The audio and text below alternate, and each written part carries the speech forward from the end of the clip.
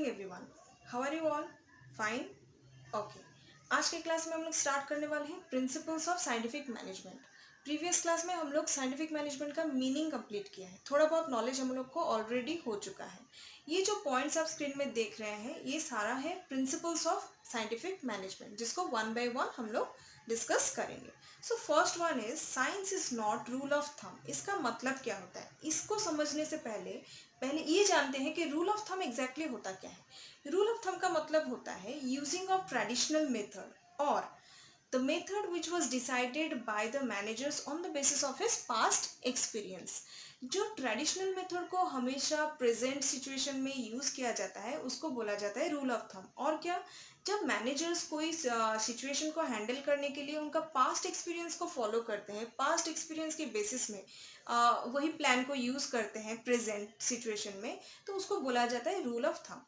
लेकिन scientific management में ऐसा नहीं होता है। साइंटिफिक मैनेजमेंट में पास्ट एक्सपीरियंस और trial and error basis method में काम नहीं होता है। यहाँ पे साइंटिफिक एनालिसिस किया जाता है हर काम को करने के लिए, हर जॉब को करने के लिए एक साइंटिफिक एनालिसिस होता है। सो हिट एंड ट्रायल मेथड क्या होता है, प्रीवियसली हम लोग पहले भी पढ़े हुए हैं।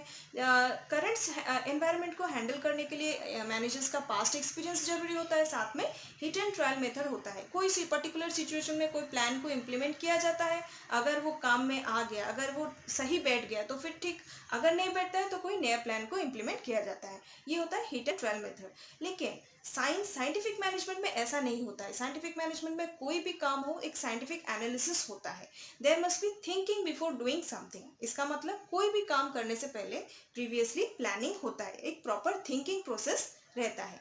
एक एग्जाम्पल से समझते हैं। सपोज कोई काम करने के लिए एक स्टैंडर्ड टाइम फिक्स करना होता है, कोई भी जॉब को कंप्लीट करने के लिए एक स्टैंडर्ड टाइम फिक्स करना होता है।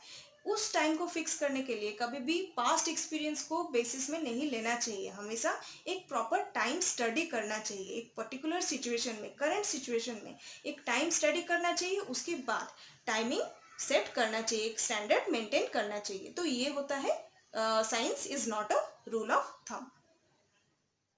Next one is harmony in group action. इसका मतलब क्या होता है, कोई भी ऑर्गेनाइजेशनल गोल को अचीव करने के लिए एक टीम सपोर्ट होना चाहिए, एक टीम स्पिरिट होना चाहिए, और उस टीम में जो मेंबर होते हैं उनके बीच में फ्रेंडशिप होना चाहिए, लॉयल्टी होना चाहिए एंड एक अटैचमेंट होना जरूरी होता है। लेकिन असल में क्या होता है, एक ऑर्गेनाइजेशन दो ग्रुप में बढ़ जाता है। एक तो होता है वर्कर्स ग्रुप, एक होता है आपका मैनेजमेंट ग्रुप। वर्कर्स ग्रुप ये सोचता है कि मैनेजमेंट ग्रुप उनको एक्सप्लॉइट कर रहे हैं, उनसे ज़्यादा काम निकाल रहे हैं। ओके, मैनेजमेंट ग्रुप ये सोचते हैं कि वर्कर्स बहुत ज़्यादा वेजेस डिमांड कर रहे हैं। इधर वर्कर्स ग्रुप ये सोचते हैं कि हमको जितना वेजेस मिलता है उनसे थोड़ा हमको ज़्यादा चाहिए, हमको मॉनेटरी बेनिफिट थोड़ा ज़्यादा मिलना चाहिए। और मैनेजमेंट ग्रुप ये सोचते हैं कि हमको प्रोडक्शन इंक्रीज करना चाहिए, हमको प्रॉफिटेबिलिटी इंक्रीज करना चाहिए एंड हमको कॉस्ट को डिक्रीज करना चाहिए। तो यहाँ पे क्या होता है, डिससेटिस्फेक्शन हो जाता है दोनों ग्रुप के बीच में। तो यहाँ पे अकॉर्डिंग टू साइंटिफिक मैनेजमेंट क्या करना चाहिए, दोनों को मिलके प्रोडक्शन को इंक्रीज करना चाहिए, सो दैट प्रॉफिटेबिलिटी भी इंक्रीज होता है, साथ में क्या होता है, पर्सनल इंडिविजुअल जो ऑब्जेक्टिव होता है वो भी अचीव हो सकता है। इधर वर्कर्स ग्रुप का सैलरी भी हाइक, वेजेस भी हाइक हो सकता है, इधर प्रोडक्शन इंक्रीज हो सकता है, प्रॉफिटेबिलिटी इंक्रीज भी हो सकता है। तो workers group and management group में और डिससेटिस्फेक्शन नहीं होता है। Next one is cooperation. Cooperation का मतलब क्या होता है, प्रीवियस पॉइंट में हम लोग डिस्कस किए कि एक ऑर्गेनाइजेशन में दो पार्ट में डिवाइड होता है, management group and workers group, and दोनों ग्रुप को एक मिलजुल के काम करना चाहिए। तो कैसे होता है, हमेशा वर्कर को मैनेजमेंट को हेल्प करना चाहिए। कैसे, टू इंक्रीज प्रोडक्टिविटी को इंक्रीज करने के लिए, क्वालिटेटिव प्रोडक्ट्स बनाने के लिए, साथ में प्रॉफिटेबिलिटी इंक्रीज करने के लिए एंड कॉस्ट को डिक्रीज करने के लिए हेल्प करना चाहिए। ये होता है वर्कर की तरफ से हेल्प। तो मैनेजमेंट क्या करना चाहिए, मैनेजमेंट को क्या करना चाहिए, मैनेजर्स को हमेशा फेयर वेजेस देना चाहिए वर्कर्स को, एंड उनको कभी भी अगर प्रॉफिटेबिलिटी होता है उनको मॉनिटरी बेनिफिट्स प्रोवाइड करना चाहिए। तो ये होता है एक म्यूचुअल अंडरस्टैंडिंग, म्यूचुअल कोऑपरेशन रहना जरूरी होता है एक ऑर्गेनाइजेशन में। तो ये कैसे होता है, कभी भी अगर प्रोडक्शन का टारगेट सेट करना होता है तो हमेशा मैनेजर्स को क्या करना चाहिए, कंसल्ट करना चाहिए वर्कर्स के साथ, उनका व्यू पॉइंट, उनका ओपिनियन लेना चाहिए टारगेट सेट करने के टाइम पे। सो दैट क्या होता है, वर्कर्स खुद को उस प्लान का एक पार्ट समझते हैं और सेल्फ मोटिवेटेड होकर काम करते हैं। Clear. Fourth one is improvement of worker. According to scientific management, हर वर्कर्स को अपॉर्चुनिटी देना होता है टू इंक्रीज देयर स्किल को बढ़ाने के लिए अपॉर्चुनिटी प्रोवाइड करना होता है। सो कैसे होता है सिलेक्शन साइंटिफिक मैनेजमेंट में? साइंटिफिक मैनेजमेंट में हर वर्कर को साइंटिफिकली सिलेक्शन करना होता है।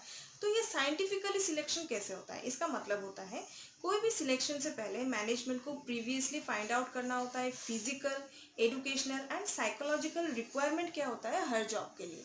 ये फाइंड आउट करने के बाद एक सुइटेबल पर्सन को अपॉइंट किया जाता है उस पोजीशन के लिए।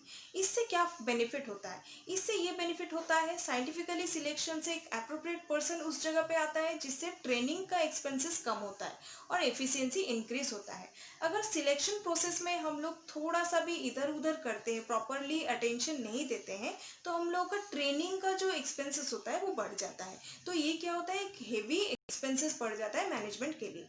सो हमेशा जब सिलेक्शन किया जाए, अपॉइंटमेंट किया जाए वर्कर का, एक साइंटिफिकली प्रोसेस को फॉलो किया जाना चाहिए।